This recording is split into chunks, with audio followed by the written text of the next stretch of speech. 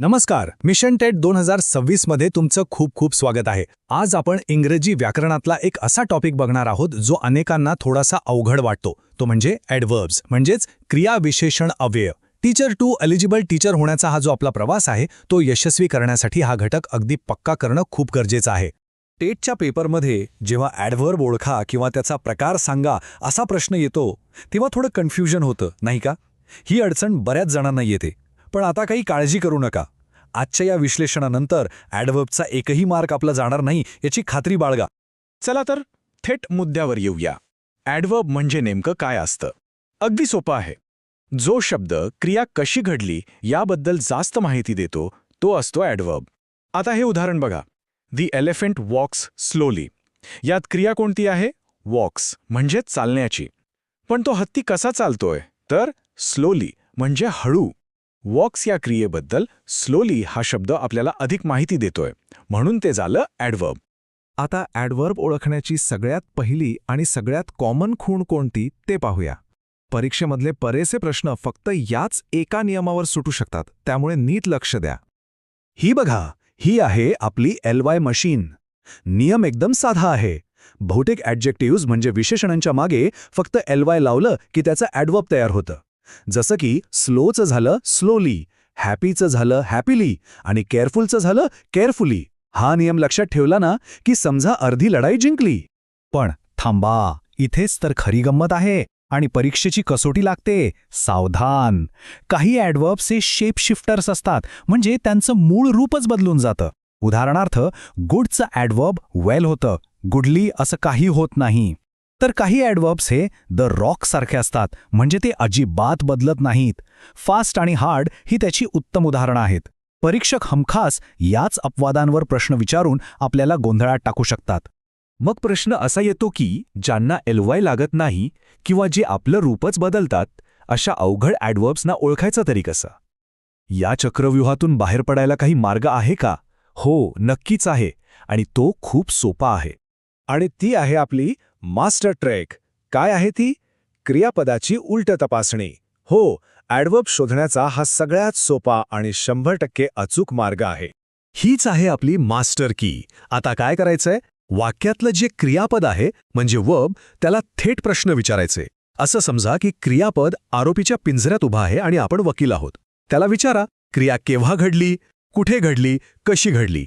ह्या प्रश्नांची जी उत्तरं मिळतील ना, तेच शब्द आपले ॲडव्हर्ब्स असतात. आणि हे सगळे प्रश्न लक्षात ठेवण्यासाठी एक सोपी मेमरी ट्रिक आहे, PTM फ्रीडा. चला तर मग याच मास्टर ट्रिकच्या आधारावर ॲडव्हर्ब्सचे जे 8 प्रकार आहेत, ज्यांना आपण सोप्या भाषेत 8 स्तंभ म्हणूया, ते एका एका करून व्यवस्थित समजून घेऊया. आपला पहिला स्तंभ आहे ॲडव्हर्ब ऑफ टाईम, म्हणजे कालवाचक. क्रियापदाला विचारा वेन म्हणजे केव्हा. उत्तर मिळालं यस्टरडे, टुडे, नाव, तर ते झाला ॲडव्हर्ब ऑफ टाईम. दुसरा स्तंभ आहे ॲडव्हर्ब ऑफ प्लेस, म्हणजे स्थलवाचक. क्रियापदाला विचारा वेअर म्हणजे कुठे. उत्तर आलं हिअर, देअर, एव्हरीवेअर, तर ते झाला ॲडव्हर्ब ऑफ प्लेस. सोपा आहे ना? तिसरा स्तंभ आहे ॲडव्हर्ब ऑफ मॅनर, म्हणजे रीतिवाचक. याच्यासाठी प्रश्न विचारा हाऊ म्हणजे कसे.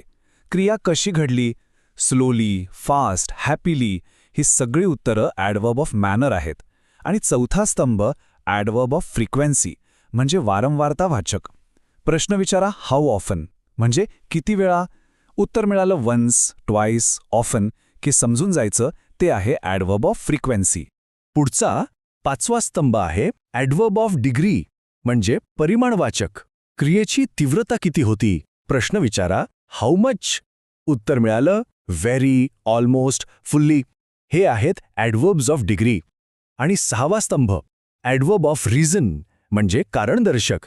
क्रिया वाय, का घडली, याचं उत्तर देणारे शब्द, जसं की देअरफॉर, हेन्स, बिकॉज, हे झाले ॲडव्हर्ब्स ऑफ रिझन. आणि आता आपले शेवटचे 2 स्तंभ. सातवा आहे adverb of affirmation or negation, म्हणजे होकार किंवा नकार. क्रिया घडल्याची खात्री आहे का, शॉरली, सर्टनली, की नाही घडली, नेव्हर, नॉट. आणि 8वा स्तंभ तर सगळ्यात सोपा आहे, इंटरोगेटिव्ह ॲडव्हर्ब्स, जे शब्द थेट प्रश्न विचारायला वापरले जातात. वेअर, वेन, वाय, ते स्वतःच इंटरोगेटिव्ह ॲडव्हर्ब्स असतात. आता एक जरा पुढची लेवल, एक प्रो टिप समजा, जो थेट NCERT आणि SCERT पुस्तकांमधून येतो आणि जिथे टेटमध्ये मार्क जाण्याची शक्यता असते. लक्षात ठेवा, ॲडव्हर्ब फक्त क्रियापदाबद्दलच नाही तर दुसऱ्या ॲडव्हर्बबद्दलही माहिती देऊ शकतं. जसं की ही रन्स फास्ट. इथे फास्ट हे ॲडव्हर्ब आहे, पण वाक्य असं असेल की ही रन्स व्हेरी फास्ट. तो धावतो पण कसा? फास्ट. आणि किती फास्ट? तर व्हेरी फास्ट. इथे व्हेरी हा शब्द फास्ट या ॲडव्हर्बची तीव्रता वाढवतोय. हा खूप महत्त्वाचा मुद्दा आहे. ठीक आहे, तर आतापर्यंत आपण जे काही शिकलो ते डोक्यात अगदी फिट करण्यासाठी वेळ आहे एका क्विक रिव्हिजनची आणि एका फायनल ड्रिलची. यानंतर ॲडव्हर्बचा टॉपिक कायमचा आपला होऊन जाईल. आणि ही बघा तुमची अल्टिमेट मेमरी मॅट्रिक्स. परीक्षेच्या आदल्या दिवशी रिव्हिजनसाठी हा जणू एक खजिना आहे.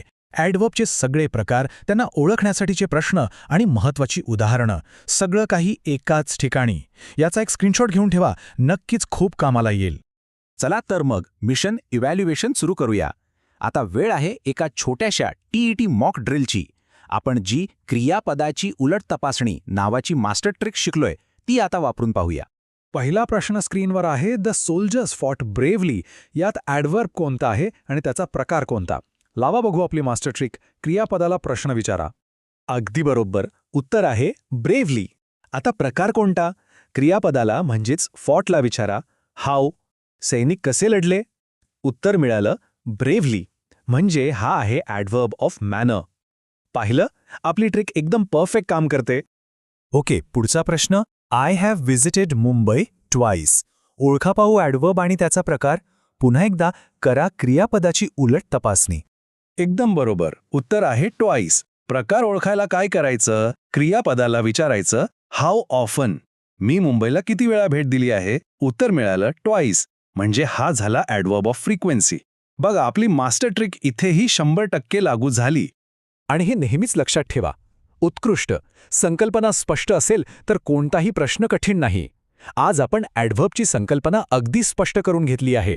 आपला अभ्यास योग्य दिशेने सुरू आहे आणि यश निश्चित मिळणार. तर आज आपण ॲडव्हर्ब नावाची केस यशस्वीपणे सोडवली आहे आणि त्यासाठी आपली मास्टर ट्रिक होती क्रियापदाची उलट तपासणी.